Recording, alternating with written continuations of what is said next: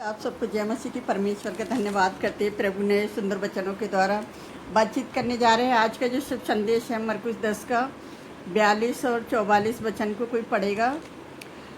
तो यीशु ने उनको पास बुलाकर उनसे कहा, तुम जानते हो कि जो अन्य जातियों के हकीम समझाते जाते हैं वे उन पर प्रभुता करते हैं और उनमें जो बड़े हैं उन पर अधिकार जताते हैं। 44 और जो कोई तुम में प्रधान होना चाहे वह सबका दास बने। यीशु ने उनको पास बुलाकर कि तुम जानते हो कि अन्य जातियाँ जो क्या है कि जो एक दूसरे पर अपने आप को बड़ापन दिखाते हैं, और अभी आप देख ही रहे हो कि कैसा माहौल चल लिया है। और जो कोई तुम में, अगर 44 में किस तरह से लिख रहा है कि जो कोई तुम में प्रधान होना चाहे वही सबका सेवक बने। तो हम इसे जानेंगे किस तरह से यीशु मसीह ने अपने वचनों के द्वारा हमसे बातचीत करी। हम वचनों से जानेंगे। यीशु ने एक बार फिर अपने चेलों को याद दिलाया कि उन्हें संसार के लोगों की तरह नहीं बनने। हम देखेंगे टिप्पणियों में 9 के 35 में पढ़ेंगे। मरकुस 9 का 35। तब उसने बैठकर 12 को बुलाया और उनसे कहा, यदि कोई बड़ा होना चाहे तो वह सबसे छोटा बने और सबका सेवक बने।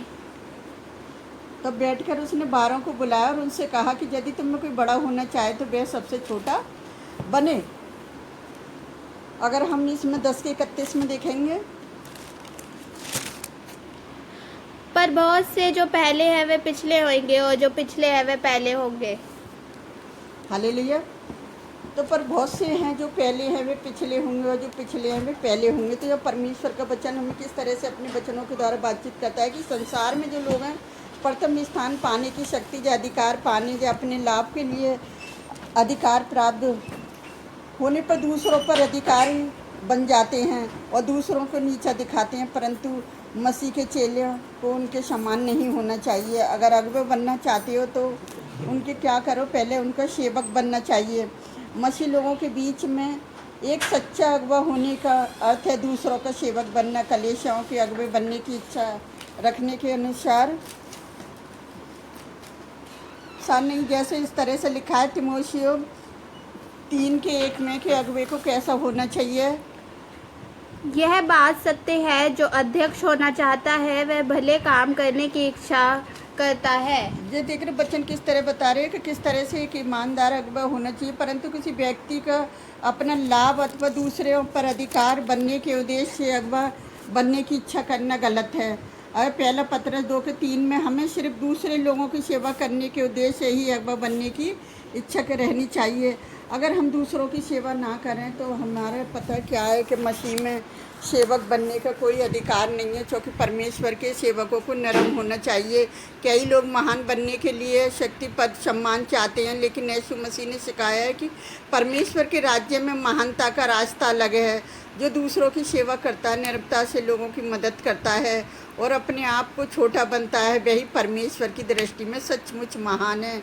इसलिए याद रखें कि सच्ची महानता अधिकार में नहीं, बिल्कुल प्रेम और सेवा में। जब हम दूसरों के लिए सेवक बनते हैं तभी हम मसीह के मार्ग पर चलते हैं। तो आज हमें इसी तरह से जो वचन में लिखा है बनना है और चलना है। तो मैं परमेश्वर का धन्यवाद करती हूँ कि प्रभु ने ये सुंदर वचन देकर आशीषित करा। तो आइए हम आप सबके लिए प्रार्थना करते हैं, जो सेवक लोग हैं वो ऐसे ना बने और अन्य जाति लोगों की तरह वो परमेश्वर के डर और भय में चलें। हालेलुया। धन्यवाद करते राजाओं के राजा प्रभुओं के प्रभु, आप महान हैं राजा, आप स्तुति के जोग हैं। प्यारे पिता परमेश्वर किस तरह से अपने चेलों को याद दिलाया कि वो एक अच्छे चेले बने। प्यारे पिता परमेश्वर वो एक दूसरे के सेवक बने। प्यारे पिता परमेश्वर वो अपने आप को बड़ा होने की कोशिश ना करें। मेरे जवाब परमेश्वर, मैं छोटी बड़ी सभी कलीसिया के सेवकाओं के लिए प्रार्थना करती। प्यारे पिता परमेश्वर बड़ी दीनता नम्रता के साथ आपके भय में चलते हुए, आपकी आज्ञाकारिता में चलते हुए पिता वो आपकी सेवा करें। मेरे जवाब परमेश्वर जिस तरह से